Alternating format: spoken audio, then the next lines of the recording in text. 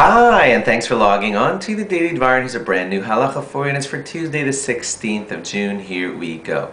Today, a subject that I don't have much expertise on, but this would be very important for the girls on Shabbos and stuff about your hair. Here are some of the laws. If you ever wanted to spray just a little bit of water onto your hair, that is something that you are allowed to do on Shabbos. If you ever got a lot of water onto your hair, then it could be problematic, and the reason is because you're not allowed to squeeze out water from your hair. As you may remember from other Shabbos laws, squeezing liquid out of a tablecloth or even something like hair could be considered a problem and a type of work that you're not allowed to do. So please be careful about that. You're never supposed to wet your hair a lot because you would only really be allowed to kind of pat it dry, but not to squeeze out the water from your hair.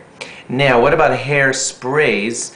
These hairsprays that hold like curls in place, which I don't know so much about. Here's the general idea of what most of the poskim say about this. If you want to just twirl your hair into a certain shape with your hands and then spray some spray onto it after that, then that wouldn't be much of a problem. The way that it would be considered a problem is if you did this. If you put hairspray on your hair and then let me go back to the previous way. When you do it the previous way, you just twirled your hair, which is totally allowed. And then you sprayed some spray on it and it just holds it in the place that you had previously arranged. And there's no real prohibition in doing anything like that. But if you spray some spray on your hair and then you fashion it into certain shapes based on the spray being there. In other words, you sprayed it and then you bent it into certain shapes because of the spray, and the spray helped it lock into those places.